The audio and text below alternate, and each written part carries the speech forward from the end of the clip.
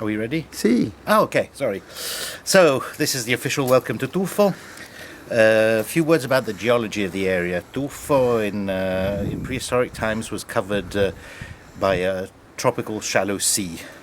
And the specificity of this area is that throughout millions of years there was an accumulation of sea organisms which died out on the sea bottom. And the shells dissolving gave small deposits of chalk scattered around, but most important of all, the organic matter fossilizing gave brimstone, basically sulfur. Then all this was afterwards covered by volcanic pyroclastic flows from the Vesuvio, which is more or less 30 miles away. So we have a very diversified geological structure where the roots of the vine, we all know that the vine is a sponge for aromas, and the roots going in depth go through all these different geological layers, and each layer gives its own aromatic signature. As specifically the sulfur in the soil, that's what gives the Greco di Tufo from Tufo that's saltiness, that minerality. You have to differentiate between the Greco di Tufo from Tufo and the Greco di Tufo from the surrounding areas. The area was defined more for political reasons at the time. So I'm not saying one wine is better than the other, it's just they're different. The Greco di Tufo from the area of Tufo over the sulfur mines is more mineral, is a white wine that ages very, very well. The other ones, for the other regions, it's more on the fruity side and doesn't age as well. Which brings me down to the Sulfur Story. The story of the family says that Scipione di Marzo in 1647 left his hometown of San Paolo Belsito near the Vesuvio because of the plague.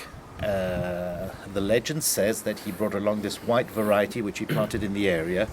It's not just a legend, because they've done genetic studies on the Greco variety, and they've discovered that the Greco is a very close cousin, practically the same genotype as the Esprino di Aversa, which is grown around Caserta, around Aversa to be more specific. And they've traced back this genetic split, they trace it back to the 17th century. So if it's not my ancestor, somebody in the 17th century planted what at the time was called the Greco del Vesuvio, or Greco di Somma, from Somma Vesuviana, in this area where it found its ideal terroir, which means, as I said before, the sulfur in the soil.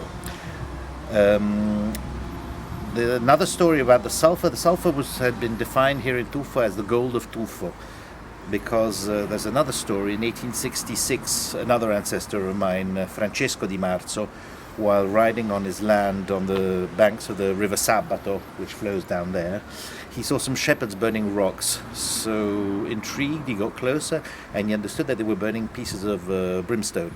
That's how he understood that his land was full of this mineral, and he started this mining activity which lasted until 1984, so more than nearly 120 years.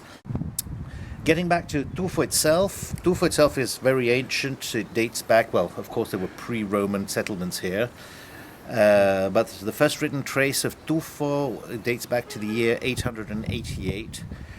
At the time, Italy had been invaded by these Nordic tribes called the Lombards. They took hold of all of Italy practically. Well, they were all more or less barbarians at the time. The Longobardi, the word comes from long beards, because they had long beards. So the Prince Aione of Benevento, a Lombard prince, built his first tower, military tower, because here we're in the valley of the Sabato. It was important to see the movement of troops between Avellino and Benevento.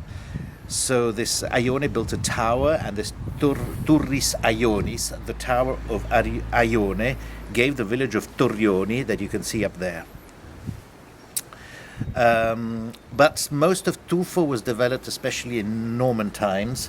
The Normans were descendants of Vikings, like the Lombards, and the Normans started traveling towards southern Italy. They started invading southern Italy in the 10th century. One of the first king of Naples was Roger the Norman, Roger II.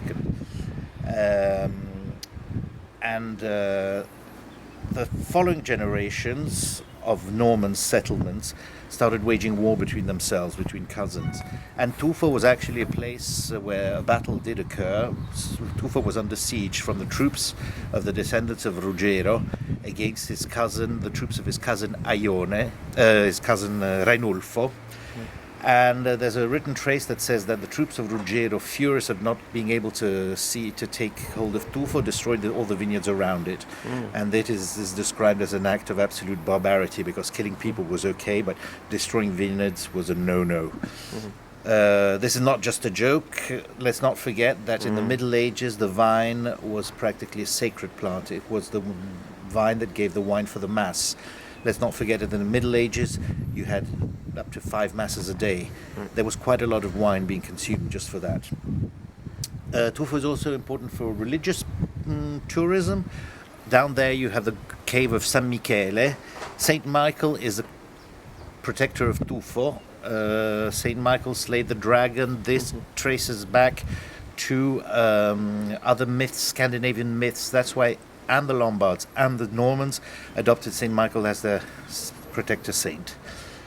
Here you can see the Palazzo Di Marzo, which is a fortified villa, fortified house built inside the walls, the fortifications of the town. So this was mostly developed, if I'm not mistaken, in the 18th century by Pasquale Di Marzo. Excuse me. By Pasquale Di Marzo. And unfortunately severely damaged in the earthquake of 1980. I had my relatives living in there up to that date. Unfortunately, they completely abandoned the building. So in my next lifetime, this is what I'll have to restore. Over here you have the 17th century gate to the town. And if you will follow me, we will head towards the winery. Okay.